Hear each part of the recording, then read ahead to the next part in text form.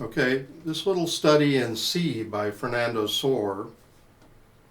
and I'm not really sure what the opus number is. I'd have to look that up.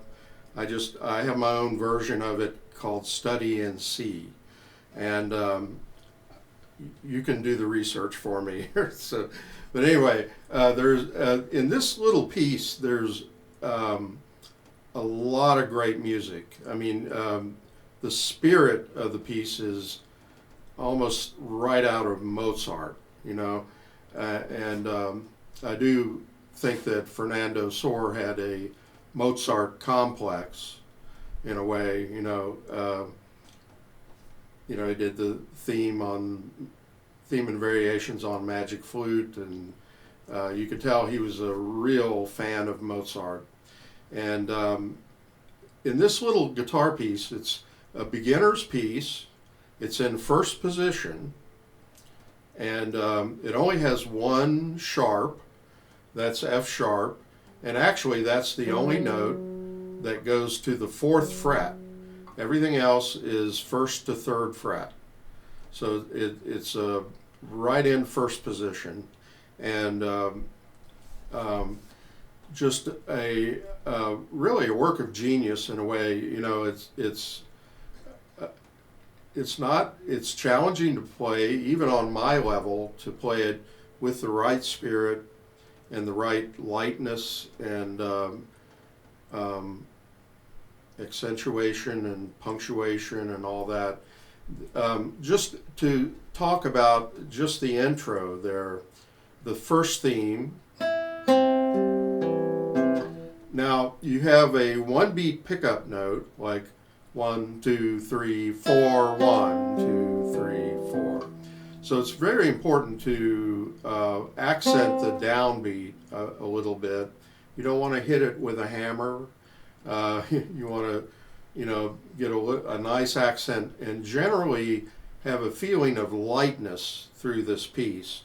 But what I would suggest is to plant your A and M finger, and when you play the A finger, have the M still planted, and then give it a little kick on the M, like, I'll go through it slow, kind of like that. And that's, it's just a C triad. Now this part is tricky. The way I'm doing it, it's a G chord with a B in the bass. What I would suggest is to plant the M-I on the second and third strings, and just to get into it, make a little exercise like a drill where you just roll the thumb and then add one more note. 3 times each at least, and add one more note. Okay, now you have 4 strings ringing, and then when you hit the D, which is on the same string as the open B that you're playing, what you want is to do a rest stroke, and the rest stroke will cut off the G string, and then you want to plant your thumb kind of like sticking it in a pie. You're sticking it in between the 4th and 5th strings to cut them off, but you're going through the arpeggio. I'm sorry, you have all 4 strings ringing, and then when you hit that rest stroke, it's like taking your foot off a piano pedal and you have that one note ringing. So it's, and you want it to sound springy, like ba ba ba ba bum, ba ba ba ba bum, light and springy, and maybe crescendo into that rest stroke. See? And you could even accelerate a little bit. You could start out kind of easy and then accelerate. it's not that many notes, but and then you're doing MI, and you want to plant those, and then you're doing almost the same thing moved across the street. With a C chord, you'll have to finger an extra note. But I would do the same kind of drill there. Do the thumb to where that's real easy, an easy roll. Make sure you're positioned where you can do it easily, and then add another note. Add another one. And then when you do the rest stroke,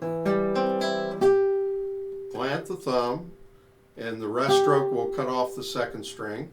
So you'll have 4 strings ringing again. And then you have that one note. It's a really nice effect. Okay? And then the next part I call theme 2, where it's kind of like a music box. Everything's ringing together. So let all the strings ring one into the other. Start with M on the pickup note. M, I, M, I, M. Just, it's like a D minor chord. And then a C chord. And you can maybe crescendo a little bit into this. And that's 2 slurs. You're doing pull-offs. And I would cut that, not too abruptly, but. And then it's theme 1 again. Across the street. And this is a tricky part. I would do rest strokes on the high notes, but cut off the bass while you're prepping the next rest stroke finger. So it's I, prep M, prep I, prep M, and then let all these kind of pound like you're pounding chords on the piano.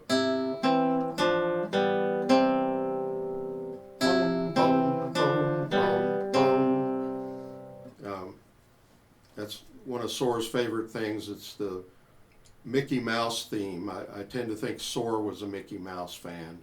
No, not couldn't be. But it's that M-O-U-S-C. Sorry to ruin it for you, but you're going to hear that every time you play it. Bum, bum, bum, bum, bum. But going back to this part.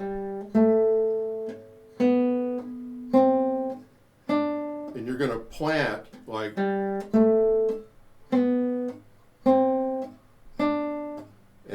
I, M, I, M. And then the thumb is, when you change strings, you'll hit the 6th string, plant on the 5th string, and cut off the 6th string with the back of your thumb. Like.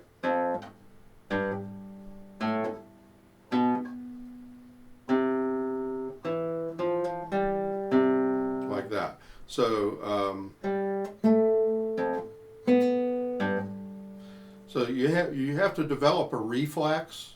You're doing a rest stroke, and then now I'm prepping the next bass note and the next melody, and then I just push in, prep, push in, prep, push in, and then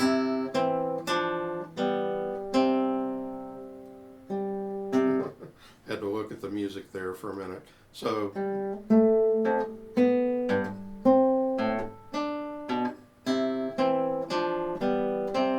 that's going to sound like give the piece so much more character than if you just played the notes, you know, without thinking about any kind of articulation.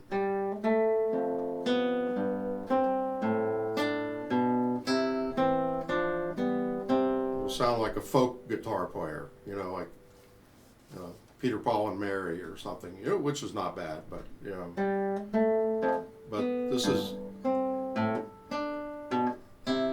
so much nicer to have that, you know, that springiness, that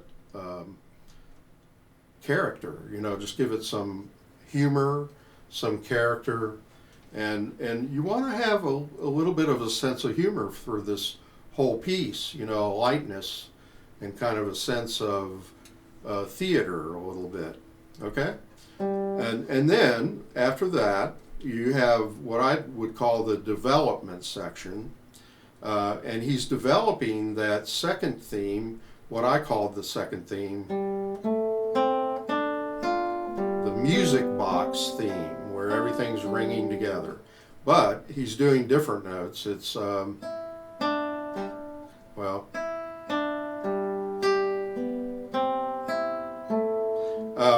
hold on to one string until you play another note on that string. Like you go, I'm still holding the third finger until I play the open B, and I'm holding the C while I finger the A, while I finger that fourth fret F sharp. At that point, I've got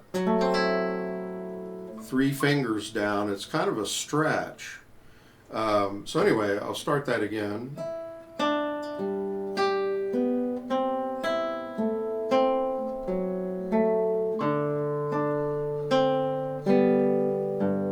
And it kind of cadences on that G, and then I usually do a rest stroke on that B, just to make it, give it a little more presence, you know. So anyway, I'll do that again from where the development starts.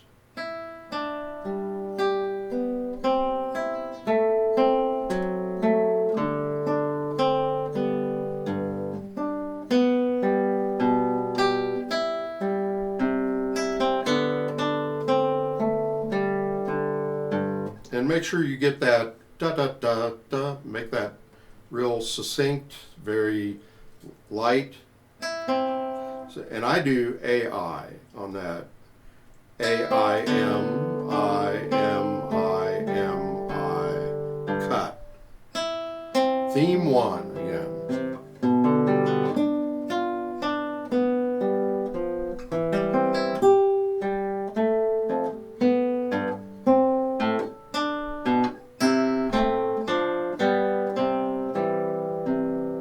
Now here in that M-O-U-S-E part, he's doing a different bass.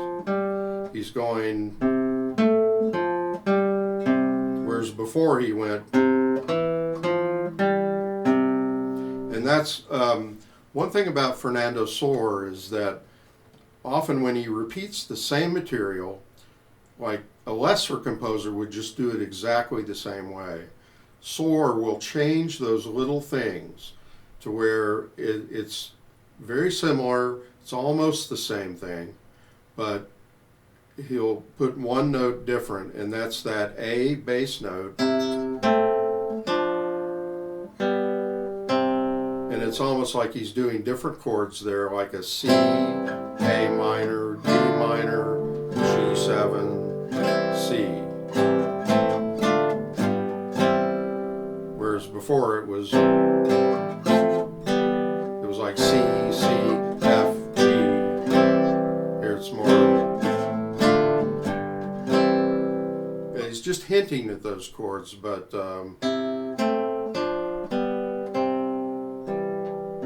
and the other one was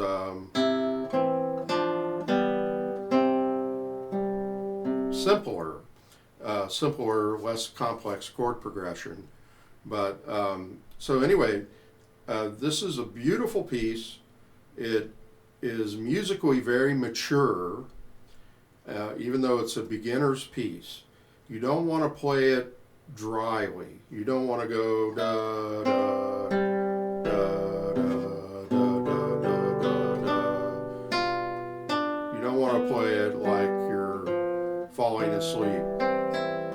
don't think of it as a study. Think of it as a beautiful piece of music, and work on those drills, the thing like rolling the thumb. It's helpful to have the fingers planted, and think of the hand position like I often tell students, your hand is a motorcycle and the thumb is the kickstand.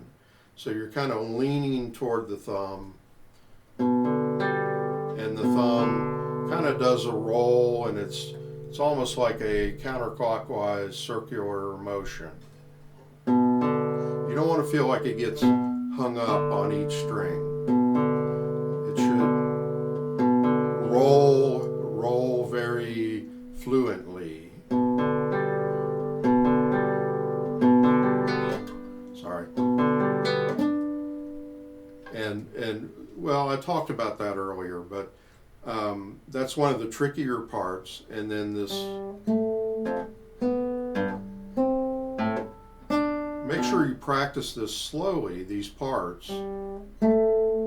Prep, cut and prep, cut and prep, and then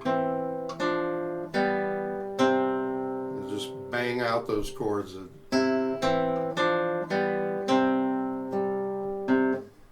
Okay, so enjoy this piece. It's I still enjoy playing it. I love it.